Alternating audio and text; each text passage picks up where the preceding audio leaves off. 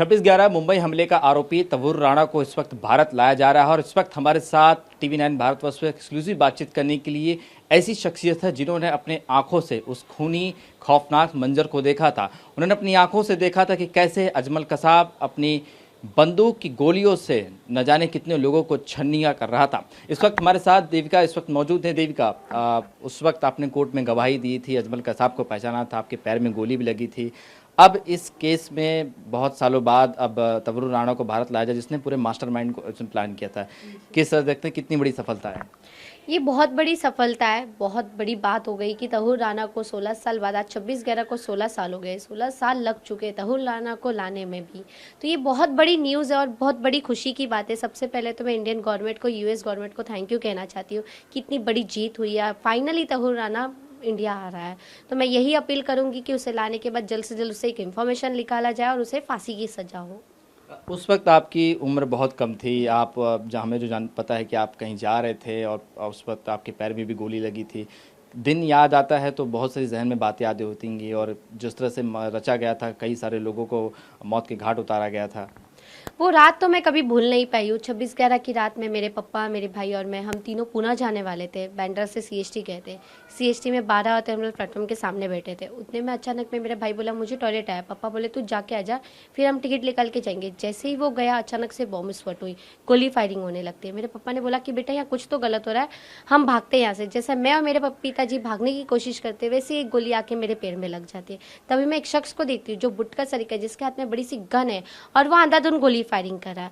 गोली लगने के बाद मैं गिर गई, बेहोश हो गई। वहां से मुझे सेंट जॉर्ज हॉस्पिटल लेके गए। सेंट जॉर्ज में काफ़ी पेशेंट थे, डॉक्टर किसी को बेहोश कर पा रहे तो किसी को नहीं कर पा रहे थे। वो सब देख के मैं और डर गई। वहाँ मेरा ऑपरेशन नहीं हुआ। वहाँ से मुझे JJ शिफ्ट किए। JJ में करीबन मैं 1.5 महीना एडमिट रही। मेरा पैर का 6 ऑपरेशन हुआ। मेरे सामने काफ़ी लाशों थी तभी स्टेशन पे। भागते हुए लोगों को मैंने ऐसे गिरते हुए देखा, किसी के हाथ से खून निकल रहा था, किसी के पैर तो किसी के सर पे।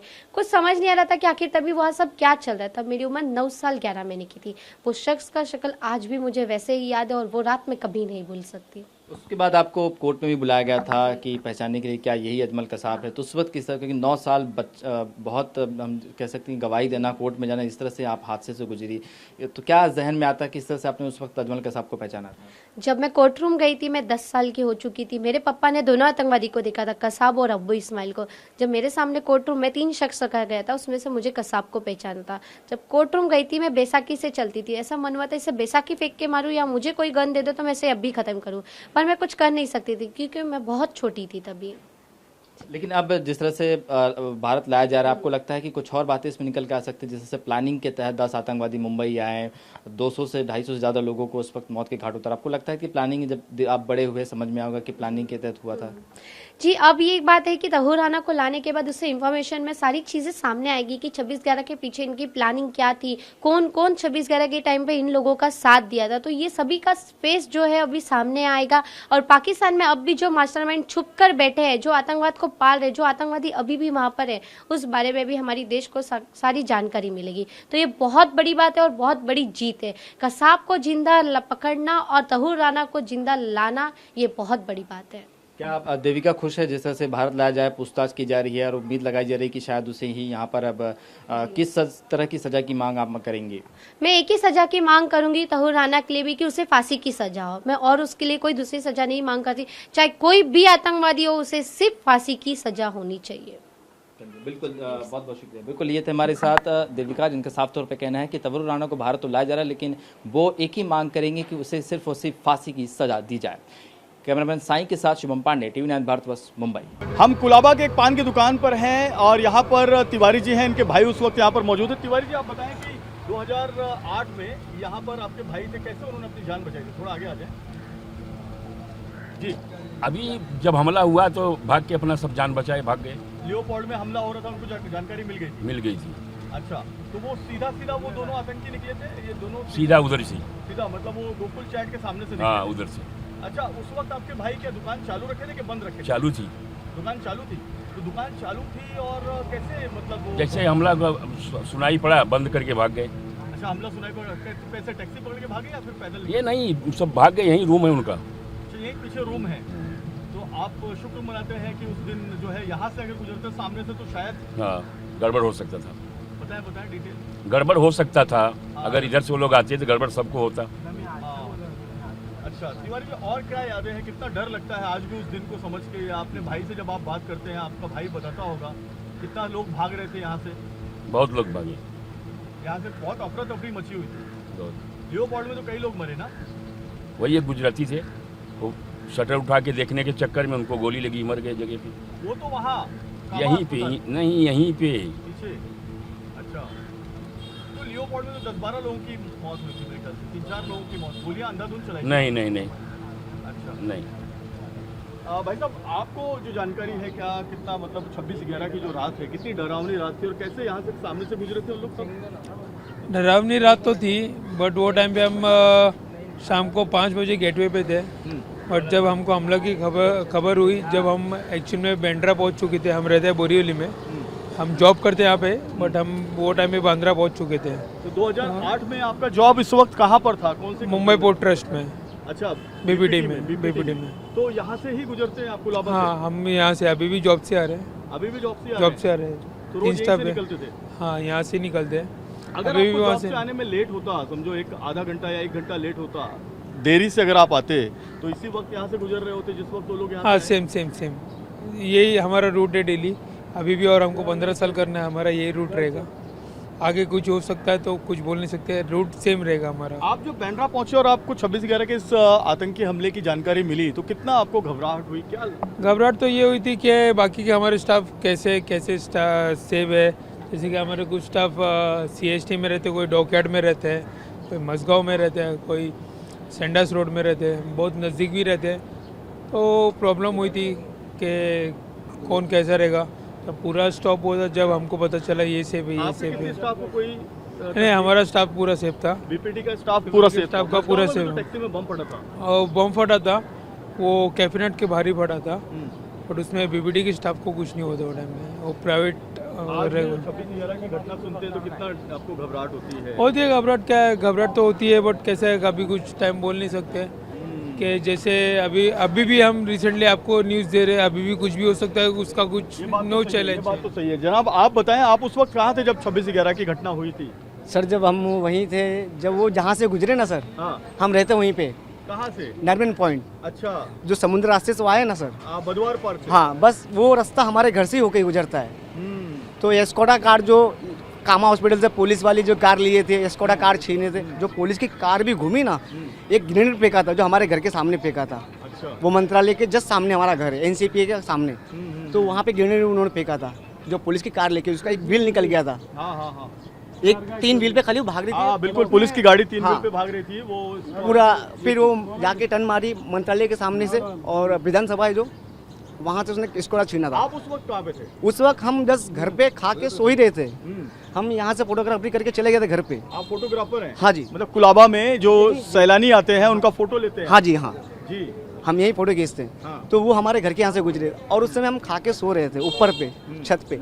तो ये हमला जब हुआ तो हमारे घर वाले बोले कि ये हमारे बच्चे कहाँ हैं, तो हमें बुलाया गया। तो हम ऊपर सो रहे थे, तो बोले गोलीबारी चल रही है। तो पापा कहाँ हैं? गेटवे में पापा थे। तो पापा को फ़ोन किया गया, पापा बोले मैं रास्ते में आ चुका हूँ, ये रास्ते में यहाँ पहुँच गया। बोला पापा यहाँ से बात है कि सब गोलीबारी चल रही है, आना तो भी संभाल के आना एरिया में, क्योंकि उस समय ऐसा डर का माहौल ऐसा बन गया था, क्योंकि आदमी एक दूसरे के लिए ऐसा छटपटा रहा था, क्योंकि ऐसा माहौल बन गया था उस समय, क्योंकि कोई समझ ही नहीं पा रहा था कि हो क्या रहा है। क्योंकि उस दिन मैच भी था, लोग सोच रहे मैच जीता इंडिया उसकी खुशी में, लेकिन उसकी खुशी तो नहीं थी, खुशी कुछ और अलग ही थी। क्या नाम हुआ आपका पूरा? राम आशीष गुलाबचंद गोंड। अच्छा रामाशीष, आप ये बताएं कि आप फोटो खींच रहे थे, वहाँ पीपल के पेड़ जो है कुलाबा में, उधर भी बम फोड़ा गया, ग्रेनेड भी जो है वो मारा गया, वहाँ पे भी मिला। जो पेड़ काट, उस समय गार्डन तोड़ दिया गया था, उस समय वो ब्लॉक का काम चल रहा हाँ हाँ, तो उस समय ग्रीन से घेर रखा था। तो उसके पीछे जो बड़ा सा बरगद का पेड़ है ना, वहाँ पे रखा था। अगर वो फूट जाता, यदि वो फूट जाता तो इनका मिशन कामयाब हो जाता, लेकिन वो पकड़ा गया। सबसे बड़ी अहमियत ये थी कि पकड़ा गया वो, डिस्पोज ऑफ कर दिया उस बम को, जो है डिस्पोज ऑफ हाँ, इसलिए ये बच नहीं पाए। नहीं तो उन्होंने ये भी कहा था यदि ये फूट जाता ना तो हम निकल जाते स्टाफ बन के, हमें कोई पकड़ भी नहीं पाता। तो कितना घबराहट होती है वो सोचते उस दिन के बारे में, उस रात के बारे में? 26 अभी बदन काँप रहा है वो चीज़ सोच के, अब बदन अभी काँप रहा है वो चीज़ सोच के, क्योंकि वो माहौल ऐसा था कि आदमी अपने घर से निकलने के लिए सोच रहा था, क्योंकि घर से निकलने के लिए आदमी उस समय सोच रहा था कि मैं घर से निकलूं कि नहीं निकलूं। जी जी बिल्कुल बिल्कुल क्योंकि तो बहुत ही डरावनी रात थी और आशीष जैसे ऐसे तमाम लोग हैं, तिवारी जैसे ऐसे तमाम लोग हैं जो इस घटना को आज भी नहीं भूल पाए हैं। ये घटना 26/11 के आतंकी हमले की आज भी 17 साल बाद लोगों के जहन में जस की तस है। आप यहीं रहते हैं भाई साहब, बगल में ही रहते हैं?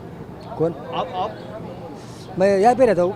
26/11 जब हुआ उस दिन आप कहाँ पे थे भाई साहब? ये आतंकी हमला बम्बई में था। मुंबई में थे। तो घटना सुनने के बाद कितना घबराहट हुई आपको? बहुत हो गई।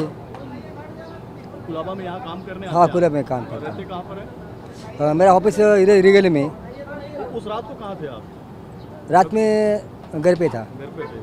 तो आपने शुक्र मनाया कि घर पे हूँ, अगर यहाँ होते तो और ज़्यादा आपको तकलीफ हाँ, होती, प्रॉब्लम होता था। वैसे बहुत लोग हैं, बहुत सारे ऐसे मुंबईकर हैं जिसमें 166 मुंबईकरों की मौत हुई थी, 300 से ज़्यादा मुंबईकर जो है वो जख्मी हुए थे। हम और भी कई ऐसे लोगों से बात करते हैं जिन्होंने आंखों से 26/11 की रात की आतंकी घटना को देखा था। हम इस वक्त ताज होटल के पीछे वाली गेट पर हैं। ये बड़े मियाँ का एक गली है, बड़े मियाँ और गोकुल चैट की गली है और इस बड़े मियाँ और गोकुल चैट की इस गली में यहाँ से वो सामने से आतंकी जो है आगे की तरफ गए थे। बगदादी जो रेस्टोरेंट आपको नजर आ रहा है वहां से लियोपोल्ड से फायरिंग करते हुए 26/11 की रात को आए थे और आतंकी सीधा घुसे थे। इसी गोकुल बार के ऊपर जो है यहाँ पर सुमित रहते थे। सुमित की उम्र उस समय बहुत कम थी, लेकिन ताज होटल के पीछे वाली गली में सुमित रहते थे। सुमित, आप बताएं 26/11 की रात को क्या क्या देखा था, क्या क्या सुना था? मैं एक्चुअली यहाँ पे वो गली में ना, मैं यहाँ वो गली में खेल रहा था एक्चुअली बैडमिंटन। छोटा था जब भी, हमारे सब फ्रेंड्स लोग सब इधर जो रहते थे, हम लोग गली में बैडमिंटन खेल रहे थे। तो हम लोग जब बैडमिंटन खेल रहे थे तो यहाँ पे हमारे को कुछ पटाखे का ऐसा आवाज़ आया, तो हम यहाँ से ऐसा भागते हुए आए। भागते हुए तो ये कॉर्नर तक हम लोग आए तो देखे तो कुछ पटाखे का आवाज़ आ रहा है। तो बाद में पता चला तो कोई फॉरेनर्स को उठा के ले जा रहा है, कुछ ये हो रहा है, ऐसा ऐसा अलग हो रहा है, सब ऐसा फायरिंग्स हो रहा है। बाद में पता चला तो हम ऐसे रनिंग होते हुए ऐसे ऐसे घर पे चले गए। हम कितना घबराए सुमित? हम लोग बहुत घबराए, मतलब मैं गिर गया वहाँ पे एक्चुअली। बहुत पब्लिक ऐसा भाग रही थी तो किसको पता नहीं कौन कैसा क्या गिर रहा था। हम लोग गिरते हुए ऐसा मैं ऐसा भाग गया, बहुत छोटा था, 5-6 साल। कितनी पब्लिक भाग रही थी? कितनी पब्लिक को आपने अपने आंखों से देखा? मैंने एक्चुअली देखा 100-200 लोग पब्लिक थी, इतना पब्लिक भाग रही थी वहाँ पे। हाँ। इतना पब्लिक था, ऐसा भागते भागते सब जा रहे थे क्योंकि वो रनिंग करते हुए ऐसे ताज के एंट्री मारना था उसके लिए। दोनों टेररिस्ट थे जो लियोपोल्ड से जो फायरिंग करके निकले थे, वो कहाँ से सीधा गए कि यहाँ से सीधा चले यहाँ गए? से सीधा ऐसा गए उन लोग, ये सीधा ऐसा सीधा गए, वहाँ से एंट्री मारे सामने वाले गेट पे, सीधा जाके एंट्री ऐसे मारे? सीधा गए। और अच्छा, वहाँ पे सुमित, मैं आप खेल एक बार रहा था। चल के जरा बता दें, ये जो ताज के जो हमलावर हैं, ये लोग बताते हैं कि इसे बड़े मियाँ और ये जो गोकुल का रास्ता है यहाँ से इस तरफ होते हुए वो अंदर की तरफ आए थे। अच्छा, इस तरफ सीधा गए थे। तो वो लियोपोल्ड से जो फायरिंग किए, लियोपोल्ड फायरिंग करने के बाद वो सीधा आगे की तरफ बढ़ गए। तो सीधा आगे की तरफ पब्लिक यहाँ पे ऐसा भागते हुए आ रही थी। टेररिस्ट को एंट्री करना था ताज के अंदर, तो यहाँ से ऐसे एंट्री करते हुए गए लोग। अच्छा, तो इनको पहले से ही ये इत्तला कर दिया गया था कि टेररिस्ट जो है वो उस तरह से वहाँ पर उनको भी जो दो का ग्रुप है उनको भी ताज में जाना है। आज आ रहे थे उन लोग। तो ये सामने लियोपोल्ड है और ये बड़े मियाँ का एक दूसरा रेस्टोरेंट है। तो यहाँ बड़े मियाँ के सामने से ये गोकुल चैट से होते हुए ये सीधा यहाँ से गए और सीधा यहाँ से जाके इन्होंने करीब 50 मीटर से बाएं तरफ मुड़ा, लेफ्ट मुड़े और लेफ्ट मुड़ने के बाद वो धन्यवाद गेट है, धन्यवाद गेट से वो अंदर की तरफ गए। तो किस तरह से अफरा तफरी का माहौल था यहाँ पे सुमित? आप ये बता दें उस वक्त जो है उस वक्त किस तरह से अफरा तफरी का माहौल था, कैसे लोग भाग रहे थे अपनी जान बचाने के लिए? जी चलेगा, कोई बात नहीं। थे पब्लिक बहुत थी, भाग रही थी इधर उधर, सब फॉरेनर्स को लेके उठा के पकड़ के भाग रहे थे। किसको किसको शूट्स यहाँ से लियोपोल्ड कैफे के रेस्टोरेंट में बैठे थे, जो पब्लिक कस्टमर्स बैठे थे, सब पब्लिक सब अपने फैमिली को लेके भाग रहे थे यहाँ पे। मतलब जो घायल हो गई थी पब्लिक, जो फॉरेनर्स, क्योंकि लियोपोल्ड में तो सुमित ज्यादातर फॉरेनर ही बैठते हैं। फॉरेनर्स लियोपोल्ड में फॉरेनर ज्यादा रहते हैं। अब फॉरेनर के अलावा तो ज्यादा वहाँ कोई रहता नहीं है। तो ये बताएं कि फॉरेनर जो घायल हुए थे उनको क्या अस्पताल लेके भाग रही थी वो पब्लिक? आइडिया नहीं है, वो हमने नहीं देखा। हमने तो खाली ऐसा भागते हुए देखे, तो वो आइडिया नहीं। क्योंकि अच्छा, उस वक्त आप क्रिकेट कहाँ खेल रहे थे? क्रिकेट ने मैं बैडमिंटन वहाँ पे खेल रहा था। बैडमिंटन वहाँ पे खेल रहे Yes, थे मैं और वहाँ पे। ये जो ये आवाज़ आया मुझे, दो टेररिस्ट का जो गोली चलने का आवाज आया तो एकदम पटाखे का आवाज़ आया रहेगा, तो हम लोग मैच देखने गए। हाँ, तो अच्छा, देखे वहाँ तक गए थे आप? नहीं, हम यहाँ तक गए थे खाली। अब फिर क्या देखा आपने? देखा तो फायरिंग ऐसा होते जा रहे हैं, तो सब रनिंग करते हुए भागते वक्त आए यहाँ पे। तो बहुत ही डरावनी बहुत रात थी। आज डरावनी भी थी, आपके हाँ। जीवन में वो रात जो है कभी आप भूल नहीं पाएंगे। बहुत नहीं, कभी नहीं। 17 साल हो गया। 17 साल 17 साल हो गए, लेकिन आप जब बता रहे हैं तो ऐसा लग रहा है अभी कल की बात है। इतना हुआ था तो इतना बहुत डरावना था वो तो। हमारे तो बाजू में था, हमें तो ऐसा बॉम्ब फट रहा था तो हमारे पास पहले इधर आवाज़ आता था, न्यूज़ में बाद में दिखाता था। हमें तो सामने ही था हमारा मतलब खिड़की। 3 दिन जो ताज होटल में पूरा कार्रवाई चली, वो 3 दिन आप लोग कैसे रात बिताए थे? मतलब पता नहीं, हम लोग को तो खिड़की बंद करके रखने बोले थे, बोल के ऊपर से कभी भी उन लोग शूट कर सकते हैं, क्योंकि अंदर थे ना, तो कभी भी उन लोग ऊपर से कोई देख रहा है कोई खिड़की से, तो उन लोग को शूट कर दो, ऐसा कुछ हो भी सकता बाहर है। से गोली की AK-47 है तो गोली तो डायरेक्ट आराम से आएगी, अरे आराम से आएगी, तो हम घर लोग के को बहुत बाहर डर नहीं निकले आप? नहीं 3 दिन घर के बाहर ही नहीं निकले? नहीं, हम लोग घर के अंदर ही थे, सब लोग घर के पूरे 3 फैमिली। दिन तक घर के अंदर क्या किया आप लोगों ने? मतलब कितने घबराए हुए थे? मतलब काम बीम पे कहीं नहीं गए? कुछ नहीं, न्यूज़ देखते थे बस, फटाफट हम लोग दुआ करते थे कि फटाफट खत्म हो जाए, समट हो जाए ये, बस ये टेररिस्ट जल्दी पकड़ा जाए, खत्म हो जाए हमारा ये पकड़े जाने के बाद कितना राहत का सांस लिया? सांस लिया, बहुत भीड़ थी यहाँ पे, पब्लिक सब आके देखते थे, सब कितना क्या सब पूछताछ हो रहे थे तो सभी। ये देखिए, ये पूरा इलाका कुलाबा का इलाका है और कुलाबा का हनुमान विजय जो होटल है, ये यहाँ पर शीतल मेडिकल बना है, सामने बड़े मियाँ है, और वो होटल जो है वोल्गा होटल है, और यहीं पीछे बगल में लियोपोल्ड है। लियोपोल्ड से यहाँ गोकुल रेस्टोरेंट की तरफ ही आए, और गोकुल रेस्टोरेंट बगदादी रेस्टोरेंट से सीधा होते हुए ये किचन गार्डन से जो आपको सामने गेट दिखाई दे रहा है, ये गेट ताज होटल का बैक गेट है। ये एक बैक गेट है और एक बैक गेट पीछे धन्यवाद गेट है, जहां से ये अंदर की तरफ घुसे दोनों आतंकी जो लियोपोल्ड में जिन्होंने फायरिंग की थी, और इन दोनों आतंकियों ने अंदर घुसने के बाद जो बाकी के 2 आतंकी अंदर थे उनके साथ में 4 लोगों का ग्रुप बनाया, और उसके बाद इन्होंने ताज होटल के अंदर वो तबाही मचाई आतंक की, जिसके बाद ये पूरा जो आतंकी हमला था वो जिसने भी सुना उसकी रूह कांप गई। 26/11 आतंकी हमले के एक चश्मदीद हुसैन हमारे साथ मौजूद हैं। हुसैन जी, आप बताएं कि आप क्या करते हैं बगदादी होटल पर, और आप बताएं कि उस वक्त 26/11 की रात को आप कहाँ पे थे? सर मैं इधर पहले गाइड हूँ, सबसे पहले गाइड था मैं, टूरिस्ट लोग को होटल बिटल पूछता था। वो टाइम पे 8:30 बजे मैं आया हूँ नियोपोल कॉफे पे, खड़ा रिया कोने पे, तो उधर पूछा रूम बीम, तो वो बोले no you go there. Honour लोग को भी पूछा, उस लोग को भी पूछा, जो आतंकवादी लोग थे उन लोगों को भी पूछा मैं, तो उन लोग बोले ऐसा उंगली दिखाए जा बोले। अच्छा, ये 2 आतंकवादी जो थे वो आए थे, उनको भी आपने रूम पूछा? अच्छा, उनको देखा? देखा, आँख से देखा, मैं पंच हूँ उसमें भी, अच्छा, आप केस में पंच हूँ। हाँ, जे में लेके गए थे मेरे को दिखाने के लिए। अच्छा, हाँ, फिर तो मैं यहाँ से उन लोग जे में डेड बॉडी दिखाने लगे? हाँ, डेड बॉडी। तो डेड बॉडी कहाँ, मॉर्च में आपको दिखाई? वो फ्रिज में। फ्रिज में? हाँ, सब मुँह का जल गया था, सबका अंदर जल गया था। हाँ। तो मैं बोला हाँ पहचानता हूँ। तो जल गया था, उसमें क्या उनके चेहरे को पहचाना आपने? नहीं पहचाना बराबर, अच्छा, हाँ, दिख रहा था। ठीक है, हाँ। जब अपन हाँ। थोड़ा उसको फर्क गिरा था हाइट के ऊपर। हाइट के ऊपर, हाँ, हाँ। हाँ, वो लंबू एक बटला यहाँ से बैग लेके रनिंग बहुत स्पीड था, 2 यहाँ से गए, 2 यहाँ से। लियोपोल्ड में आपने क्या देखा वो पहले आप फायरिंग देखा मैंने, पूरा फायरिंग देखा मैंने। आपके सामने जो कारतूस है वो भरी गई? हाँ, भरी ली पूरा मेरे सामने ली। AK-47 इतना लंबा का, वो गिर रहा था गोली, जैसा मार रहा था गोली गिर रहा था। तो ये मैनुअल पे था या ऑटोमेटिक पे था, यानी कि एक साथ ब्रश फायरिंग हो रही थी? एक साथ 40 गोली निकल रहा था मेरे सामने सर। तो आपने जब देखा ये गोली निकल रही है लियोपोल्ड में, उसके बाद सब आदमी खत्म, तो भाग रहा था। मैं पत्थर लेके पीछे भागा बाद में। अच्छा। उसके पीछे चौकी गया, चौकी में शटर बंद कर दिए, तुम जाओ बोले मेरे को। अच्छा, वो टेररिस्ट लोगों को मारने के लिए आपने पत्थर उठाया था, बड़ा वाला? बड़ा 2 पत्थर उठाया, देखा तो कोई नहीं, मैं पब्लिक को मारने देख रहा था। तो दोनों भाग के बैग ले गए, एक बैग का गट्टा गिरा वृंदावन के। AK-47 था, अगर वो राउंड आपकी तरफ घुमाए, मैं भाग गया ना, मैं सीधा वो मैं इधर तो उधर टच हो गए, इतना रनिंग था उन लोग का। हम भाग के जा रहे थे, बहुत स्पीड में था, एक यहाँ पर एक यहाँ पर ऐसा घुसे, और यहाँ से फायरिंग करके गए उन लोग। हम सोते इधर रोड पे, पहले हम रोड पे सोते थे इधर, तो उधर पूरा फायरिंग करके गए उन लोग। वो धन्यवाद गेट है, यानी ताज के पीछे वाले गेट? ताज के पीछे वाले गेट से अंदर गए कि फ्रंट गेट से अंदर? नहीं, पीछे से गए, पीछे से गए। ये अंदर जब गए तो यहाँ पर क्या बम वगैरह रखते हुए गए? लोग बोलते हैं गोकुल चैट बड़े में यहाँ पर लोग ने बम रखा। बम ने 8 किलो का रखा था, मैगजीन का, वो मैगजीन भी था, वो लोग बम बोल रहे थे। वो बम नहीं था, वो मैगजीन था पूरा रील में, बॉक्स में। और मैंने देखा वो बॉक्स में से एक निकाल के लगाया उन लोग AK-47 में। तो यहाँ पर जो ये जो गोकुल चैट है, गोकुल बार है, या जो बड़े मियाँ है, वहाँ पर भी कुछ बम रखा था, जैसे पीपल के पेड़ पे? हाँ, वो मेरा दुकान है, मेरा पीपल के जंगल में मेरा दुकान है हमारा सिगरेट का, उधर रखा था गोनी के अंदर। गोनी में बम? हाँ, बम वो 8 किलो का था। 8 किलो का? हाँ, वजन था। बम पड़ जाता तो पूरा चितड़ा हो जाता था, बम की गोली की जरूरत ही नहीं थी, वैसे था वो। तो उसको रिकवर करके उसको डिस्पोज मंगाया गया है, सब बम्बू बिम्बू लगाए आजू बाजू में, सब पब्लिक को भगाया गया है। जब आए तो उस वक्त आप देख रहे थे ये जब आँख के सामने देख रहा क्या था। देखा आपने बताएं? सब देखा सर, क्या देखा, सब वो मतलब अंदर जैसे गवर्नमेंट गोली ने में बम अंदर बना रखा- दिया अपन को, वैसा हो गया। गोली में बम रखा देखा हुआ था। मैंने, और उसको जब सब disposal- टाइम उसको बढ़ गया था टाइम, हाँ, टाइमर लगाया था। टाइमर था उसमें, ऐसा टोक टोक आवाज आ रहा था, टाइम देखा मैंने। अच्छा।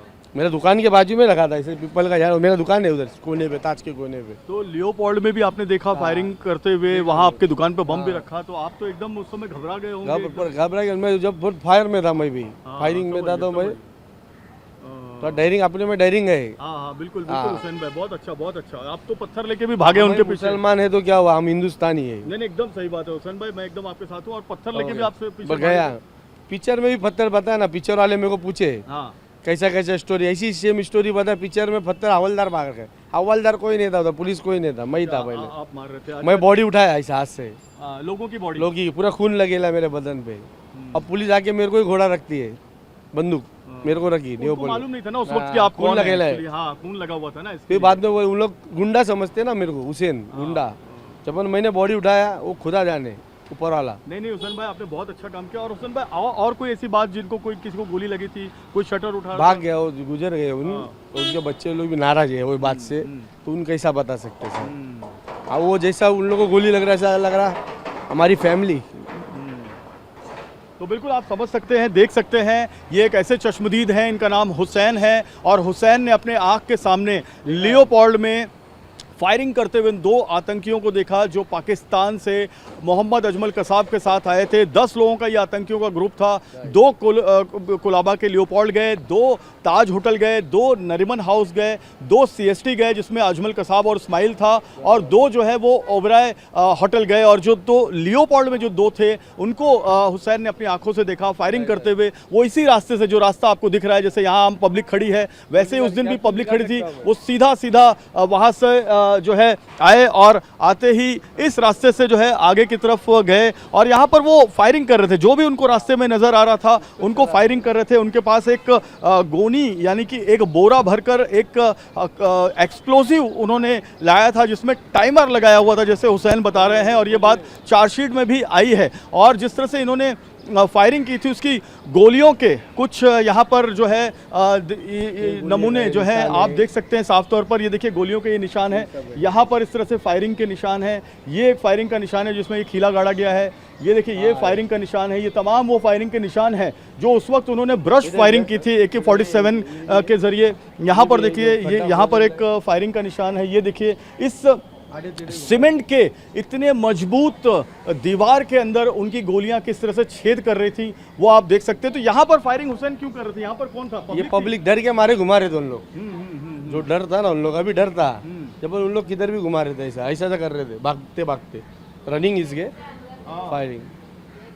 तो बिल्कुल बिल्कुल ये सीधा एक गेट से गया, एक गेट से ऐसा टर्न मार गया, सामने से घुस गया। ये सामने वाले गेट से ये अंदर गए और यहाँ पर ब्रश फायरिंग और सामने भी भाई गोली लगे उधर, आगे भी लगे। देखिए वो जो एम्स एथलेटिक है वहाँ पर भी गोली लगा है। किचन गार्डन उस होटल को कहा जाता है और पहले इस होटल का नाम जो है वृंदावन हुआ करता था। यहाँ कुछ और भी आई विटनेस हैं। आप बताएं कि ये जो दोनों टेररिस्ट थे उस वक्त आप यहीं पे थे? यहाँ पे हमारे सामने गोली भर रहे थे, हम लोग भागे थे।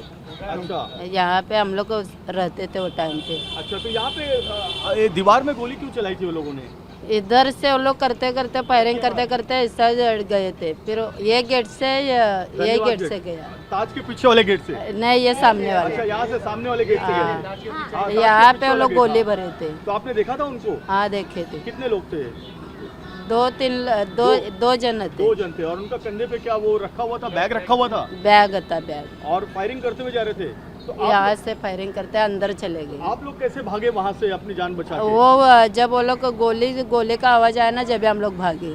ओ, आप लोग यहीं थे बैठे हुए? हाँ। तो इन लोग यहीं पर बैठे हुए थे। ये हारफुल बनाने का काम करते हैं, गजरा बनाते हैं।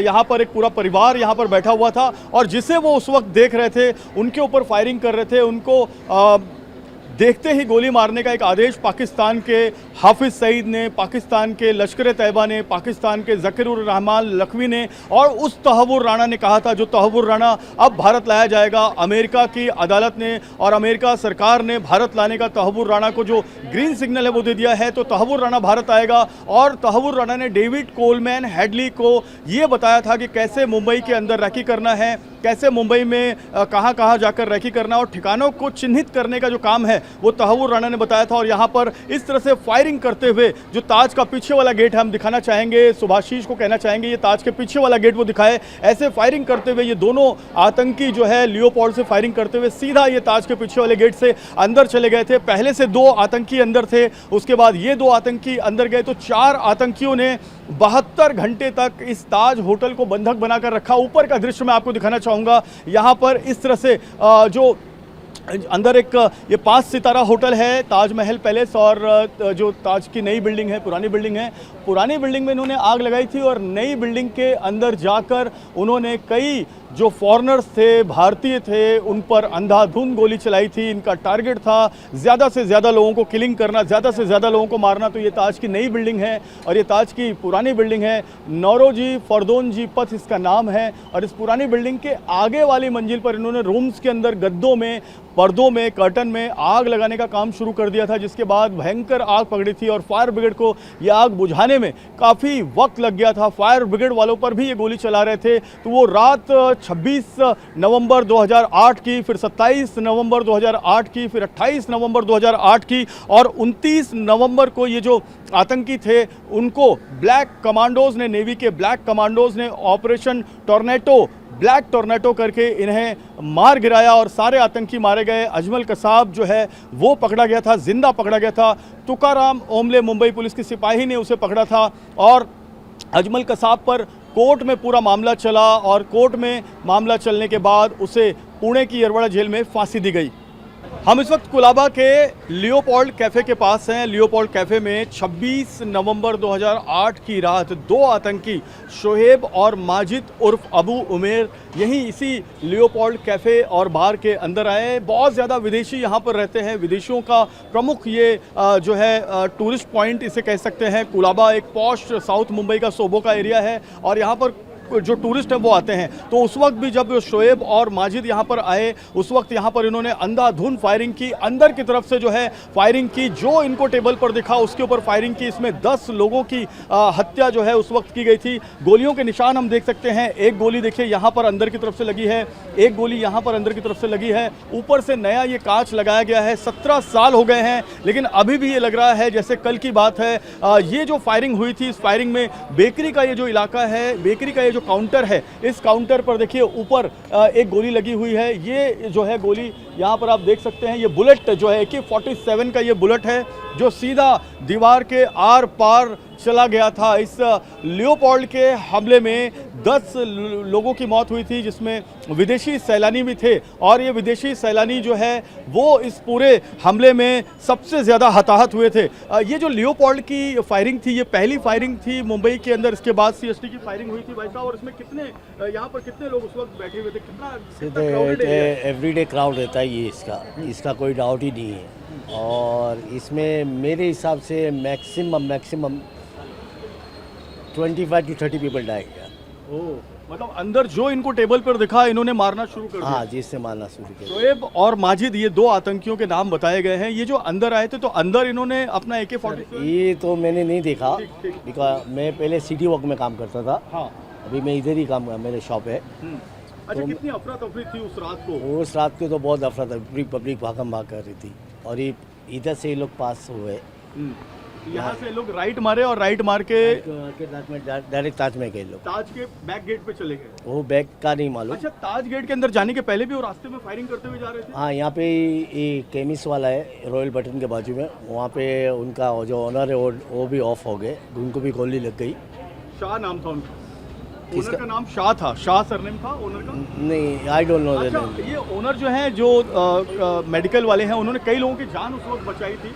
I don't know sir, because सब एवरीवन क्या भागम भाग में कर लगे। क्योस था एकदम chaos था। कोई शो नहीं बता सकता क्या हो सकता है। बिल्कुल, तो देखिए यहाँ पर लियोपोल्ड कैफे पर यहाँ पर जो है फायरिंग की गई और ये केक का जो काउंटर है इधर भी एक गोली लगी थी। सामने लियोपोल्ड कैफे के अंदर अगर हम आपको बताएं तो अंदर भी ये पारसी कम्युनिटी का जो कैफे है ये बहुत पुराना कैफे है। मुंबई की एक तरीके से पहचान अगर हम लियोपोल्ड कैफे को कहें तो गलत नहीं होगा। और इस लियोपोल्ड कैफे को फॉरेनर्स इसलिए प्रेफर करते हैं क्योंकि यहाँ पे वेज नॉन वेज और हर तरीके के जो बेवरेजेस हैं वो यहाँ पर अवेलेबल होते हैं। माहौल बहुत यहाँ पर खुशनुमा होता है, इस वजह से यहाँ पर बहुत ज़्यादा क्राउड होता है। उस रात को भी बहुत क्राउड था और जैसे कि प्रत्यक्षदर्शी भी बता रहे हैं कि उस रात को जितने भी यहाँ पर टेबल हैं, जो रिजर्व टेबल हैं और जिस टेबल पर लोग बैठे हुए थे, अंधाधुंध फायरिंग इन दोनों आतंकियों ने, शोएब ने और माजिद ने की। और अंधाधुंध फायरिंग करने के बाद वो इस लियोपोल्ड कैफे से बाहर निकले। तकरीबन 7 से 8 मिनट की ये पूरी फायरिंग हुई थी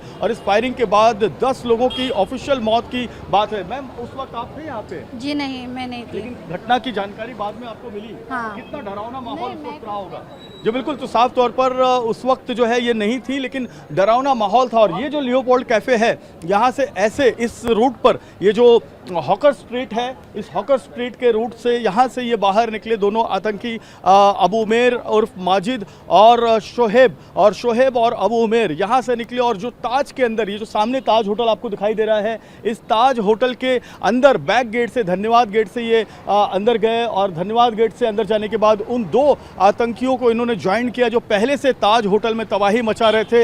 ये पूरा वाकया 26/11 का इन दुकान वालों को बिल्कुल अभी भी, जैसे इनके लिए कल की बात है, ये वाघेला केमिस्ट है, इस वाघेला केमिस्ट के जो ओनर हैं उनको भी एक गोली लगी थी और उस गोली में वाघेला केमिस्ट के जो ओनर हैं उनकी डेथ हो गई थी। ये करीब 15 लोगों की इन्होंने यहाँ पर जान बचाई थी वाघेला केमिस्ट के ओनर ने। अंधाधुंध दीवारों पर गोलियां बरसा रहे थे, गोलियां राउंड अबाउट होकर पीछे जो वहाँ पर खड़े थे उनको लगती जा रही थी। उनका ये टारगेट था कि जो उनके निशाने पर आए, जो उनको दिखे, उसे गोली मारनी है। ये एक ऐसा हमला था मुंबई में जो ना इसके पहले कभी हुआ और जो शायद इसके पहले कभी नहीं होगा, क्योंकि अब जो एजेंसियां हैं वो चाक चौबंद हैं। तहव्वुर राणा को लाया जाएगा, तहव्वुर राणा ही इन 10 लड़कों को, 10 आतंकियों को मुंबई में भेजने का गुनहगार है। और ज़कीरुर रहमान लखवी, हाफिज़ सईद, डेविड हेडली के साथ तहव्वुर राणा भी 26/11 के आतंकी हमले में दोषी है। कैमरामैन सुभाषीष के साथ जयप्रकाश सिंह, TV9 भारतवर्ष, मुंबई।